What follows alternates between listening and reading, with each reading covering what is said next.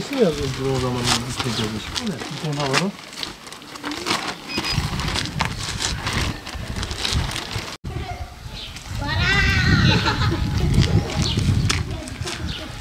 Ağrı Umut Kervanı Derneği olarak Kurban Bayramı öncesi çalışmalarımız hızıyla devam ediyor. Bu çalışmaların kapsamında bir tanesi de giyim yardımıdır. Biz şu anda giyim yardımı yapıyoruz. Onlarca aileye giyim ulaştırdık ve bundan öncesi de nakit para dağıtımında bulunduk. Çocuklara götürüp teslim ettiğimizdeki o yüzündeki tebessümü gerçekten çok farklı bir duygudur. Yani kelimeler yetmez o duyguları anlatmak. Onu yaşamak lazım. Malumunuzdur, aylarca bekliyorlar. Yani ya da hayırseverlerin verdiği bir şeyi giyimi götürmek lazım. İmkanları olmadığından dolayı sürekli belki kendilerine giyim alamıyorlar, ayakkabı alamıyorlar.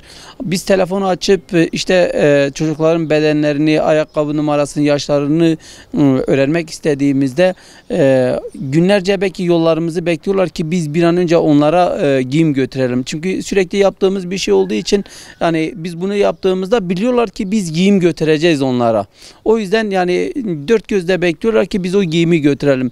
Götürdüğümüzde de teslim ettiğimizde de gerçekten yani çocukların o yüzündeki tebessüm çok farklı bir duygu, çok farklı bir konudur yani.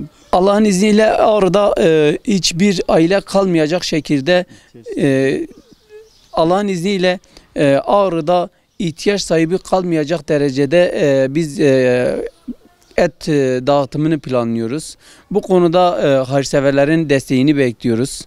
Çünkü gerçekten herkes kurban kesemiyor, malumunuzdur. Kurban fiyatları çok fahiş bir durumdadır. Alacak imkanları yoktur.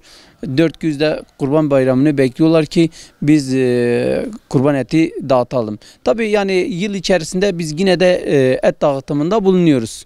Kurban Bayramı'nın havası, Kurban Bayramı'nın beklentisi farklı bir beklentidir.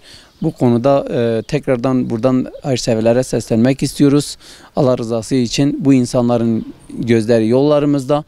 Biz bunları binlerce aileye inşallah et dağıtımında bulunacağız.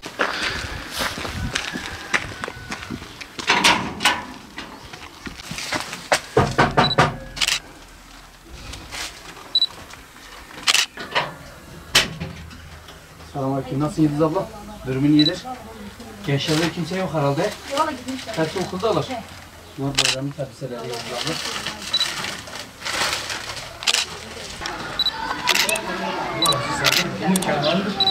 Allah